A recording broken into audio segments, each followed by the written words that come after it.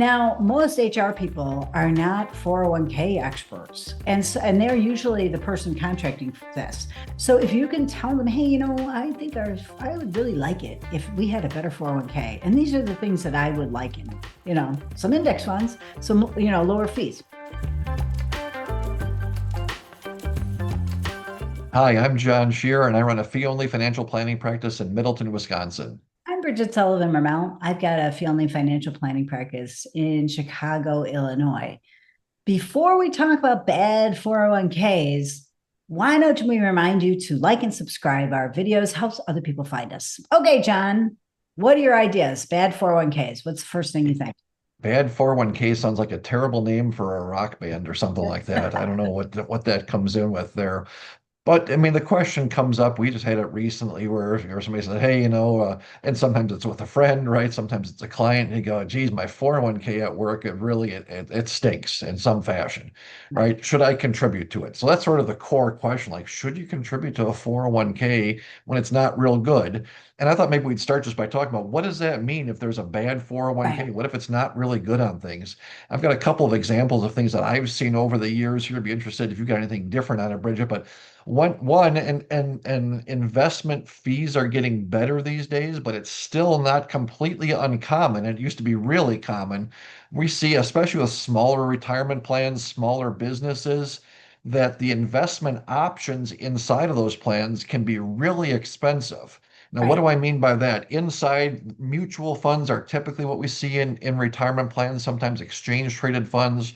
So where there's an expense charge that we pay a manager for to do the actual investing for us inside of there. In these days, we'll see expense ratios at like 0.1% or 0.2% or 0.3%, like a quarter of a percent or and those have been around for a long time. Now we're seeing more and more investments like that. But I just looked at a plan not long ago, and the average fee inside the investment plan was over 1%. It was like 1.05% or something like that. And why Right. is that significant, right? If you have you're paying literally maybe 10 times as much, maybe 20 times as much for the fund management.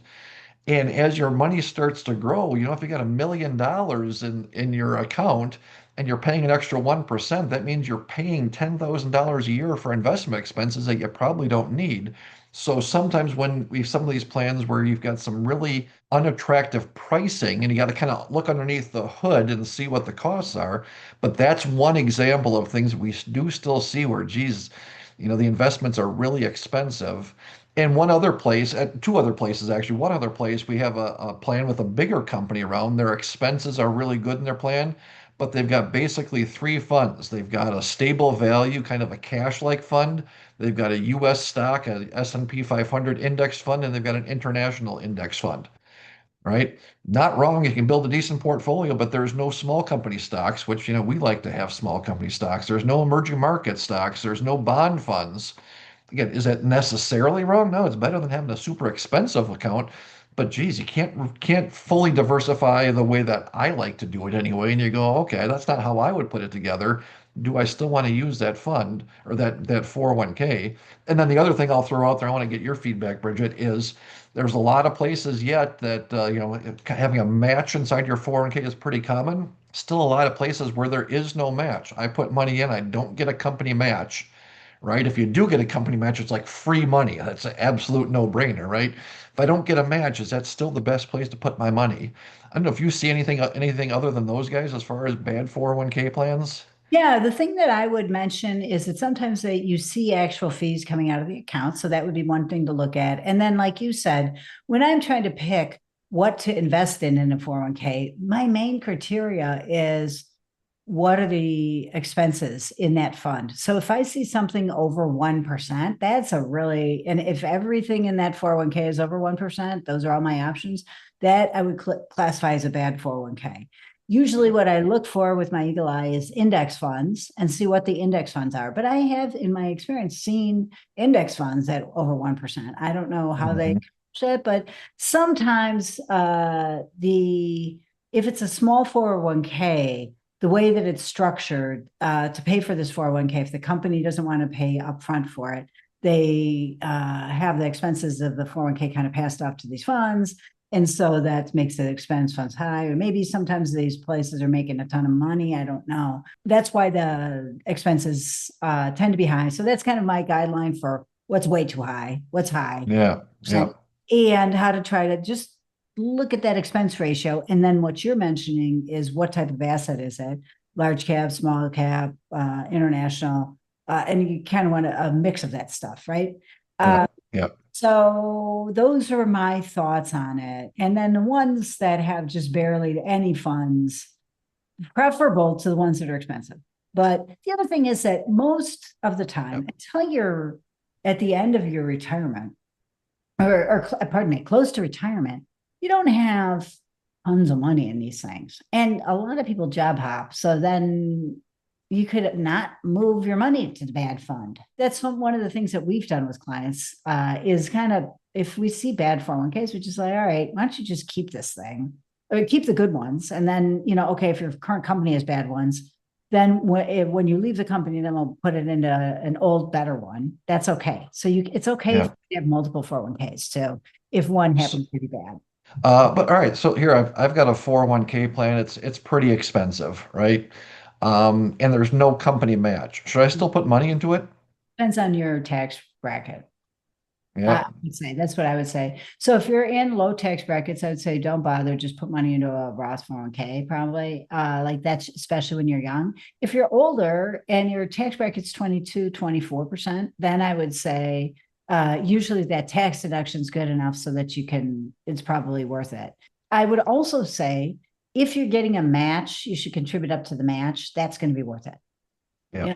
Yeah. Like, Good. but no match, I would say it makes it easier to save. So you have to know yourself and say, am I going to save money? Can I make this automatic some other way and really stick with it? Or am I deluding myself that I'm not going to contribute to this bad 401k and then just not save anything and just spend the money? Right. So you have to Right. be able to have some self-reflection there if you're not going to save 10% just in your 401k, which just makes it easy to save 10% of your income.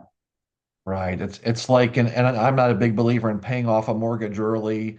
And I know that you're not necessarily either, but listen, if your alternative is you're going to save that money, awesome. If you're going to spend that money, well, shoot, paying off your mortgage is probably a better deal than buying and then wasting it on, whatever stuff you buy on Amazon or whatever it is, right? It's interesting as we think about these questions come up and I kind of know how to answer them instinctively, right? And it's interesting to hear you say same thing. I mean, for me, if you're getting a company match, that is literally free money, right? And a typical match would be, dollar for dollar on the first 3% or something similar. I mean, that's 100% return. I don't care what the expenses are. You can't beat 100% return, right? That sort of thing. If you're not getting the match, it becomes a little bit more kind of nuanced on things, right? One thing that I would take a look at is depending on the circumstances, you can always put money into an IRA, even if you've got a company plan through work. It's not always deductible. So I might look at it and go, hey, depending on how much money I'm making and where I'm putting the money, if I've got a relative who's just starting off in his career making 50 or $60,000, for him to save 10% into his IRA, he can do that and fit within the limits, right? Not necessarily participate or have to take the tax deduction for it. So that's an option on things, right? So you can go where you've got an option to make that. I see you making a face like you don't like the IRA. Yeah, I feel like those are what's called non-deductible IRAs, and I find that ultimately what you're supposed to do then is keep track for whatever how many years you're going to have this thing, like 30, 40 years before you start taking. So keep track of this paperwork for 40 years, maybe longer than you've been alive, so that you know how much you put in and how much it's earned, and then you only have to pay tax on how much it's earned. So this is, and then oh wait, but if you don't do your own taxes, you have to communicate this with your tax advisor. This is like beyond even like people who are good at this, their ability to keep track of things. And so I'm not the huge fan of non-deductible IRAs, although I know we do have one viewer who would probably disagree at least. Yeah. That's the person not. So I'm not that, and I would, but my alternative in that situation is just Roth. I was going to say, if you're at Um, that income level, that's probably a yeah, better place. yeah, but it depends on your income level. So if you happen to be like the other, oh wait, here's another thing. you have some influence. You say, hey, look at your 401k. Like, oh my God, this is terrible. Now, most HR people are not 401k experts, and they're usually the person contracting this. So if you can tell them, hey, I think I would really like it if we had a better 401k, and these are the things that I would like in it. Some index funds, some lower fees. Easy. Yeah. You can actually have more influence than you would think. Them getting some feedback about your 401k can get them to be motivated because they review this every so often, and it can help.